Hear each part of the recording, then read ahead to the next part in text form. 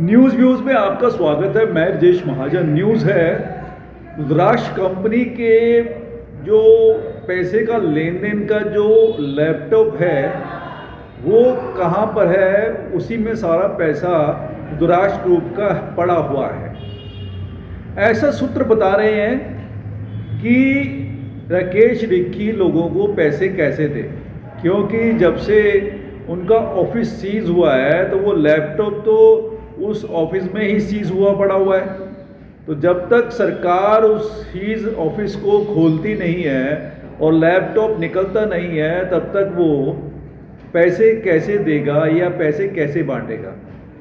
लोग इतने ज़्यादा खड़े हो चुके हैं पैसों के लेन देन के लिए कि लगभग 700 के लगभग लोग हैं जिनका पैसा उन्होंने देना है, क्योंकि उन्होंने ऐसा कोई काम ही नहीं किया है जिससे लोगों को उनको विदेश भेजने का मौका मिला है या मिलता था। वो सिर्फ पैसे लेके अपनी इन्वेस्टमेंट्स करते थे और लोगों से पैसे ले लेते थे। जब कोई बहुत ज़्यादा मजबूर या उनको मजबूर कर देता था तब वो थोड़े थोड़े पैसे करके दे देते थे।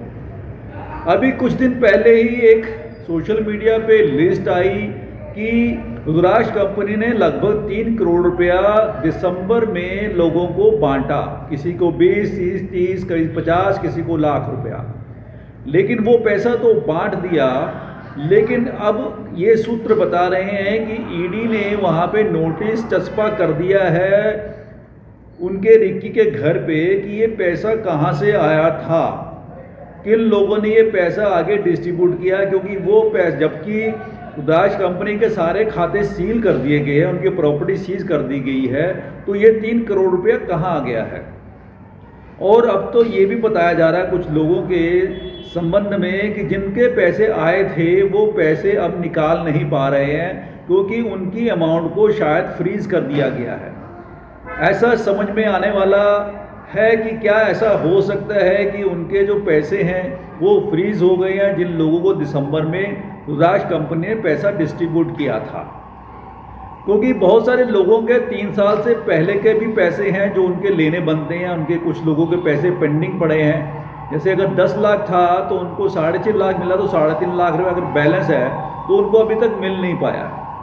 और ऐसे में ये बात हो सकती है कि वो 3 साल के जो ऊपर के जो लोग ऊपर की जो पीरियड होता है वो अपनी रिकवरी सूट नहीं डाल सकते हैं, क्लेम नहीं कर सकते अपने पैसे का। वो सिर्फ पर्चा दर्ज करा सकते हैं पुलिस के अंदर। उनके पास पैसे रिकवरी करने के लिए कोई भी इस तरह से कोई भी जो रूल्स रेगुलेशन बनता नहीं है कि वो अपने पैसे निकाल पाएंगे। वो सिर्फ अपना पर्चा दर्ज करा सकते हैं पुलिस के पास में। अब बाकी रह गए 3 साल से पहले जो लोगों ने अपना जो अगर क्लेम किया है नहीं किया है, तो उनको सबको ये वकील करना पड़ेगा जो उनके वकालतनामे से उनको फीस देनी पड़ेगी। उसके बाद में वो केस लड़ेगा, तब जाके उनको ये पैसा मिलेगा। हाँ, अगर कोई लोग कहीं से उनको पैसा मिल जाता है तो अब वो भी मुश्किल हो रहा है, क्योंकि रुद्राक्ष कंपनी के वकील ने एक तरह से ये बोल दिया है कि जब वो बाहर आएगा तभी पैसा मिलेगा।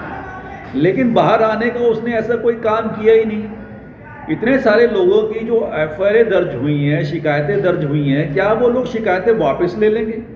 क्या जो एफआईआर दर्ज किए हैं वो एफआईआर को ख़त्म कर देंगे? लेकिन ऐसा होना नामुमकिन है, क्योंकि केस बहुत बड़ा हो चुका हुआ है और लोग समझ रहे हैं कि जिस तरह से 20 करोड़ या 40 करोड़ की उनकी प्रॉपर्टी है, अगर सरकार बेचेगी तो उनको उतना पैसा उनके पास नहीं आएगा। इस तरह से लोगों को पूरा पैसा नहीं मिल पाएगा। अब समझने वाली बात यह है कि अब लोग सोच रहे हैं कि उनका अब क्या होगा।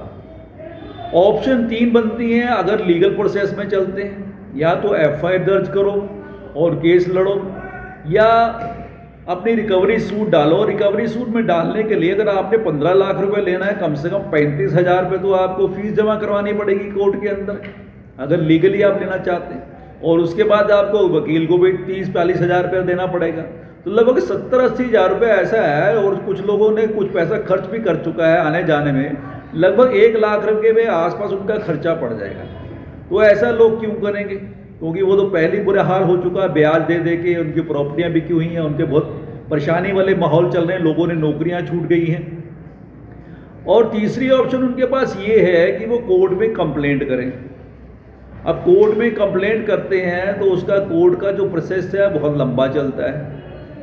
तो रही सही बात, लोगों को लगता है कि उनको बाहर निकाला जाए और उनसे पैसों की डिमांड की जाए, लेकिन अब इतना सारा वक्त जो हो चुका है तो उनका बाहर निकलना बहुत ही मुश्किल हो गया है। अब लोगों को समझ में आ रहा है कि अब ये बहुत बुरी तरह से फंस चुके हैं। अब इस बुरी तरह फंसे होने की वजह से उनकी बहुत ज़्यादा परेशानियों का सबब बहुत बड़ा हो रहा है। अब पुलिस जो पर्चे दर्ज कर रही है वो चाहे तो कोर्ट के अंदर रिपोर्ट दर्ज करवा कर सब लोगों का जो प्रॉपर्टी का जो है उसको सेल कर कर उनके जो अकाउंट है जो फ्रीज कर रखे हैं, जो उनके अकाउंट से लोगों के पास जो उनके इन्वेस्टर्स के पास पैसा गया वो भी पैसा उनका फ्रीज किया जाए और इस तरह से सारा पैसा जो वापस लाया जाए, तब लोगों को पैसा मिल जाएगा। लेकिन इसके लिए बहुत वक्त लगेगा। तो देखते रहिए हमारा चैनल, सब्सक्राइब कीजिए, कमेंट कीजिए, शेयर कीजिए। धन्यवाद। जय हिंद।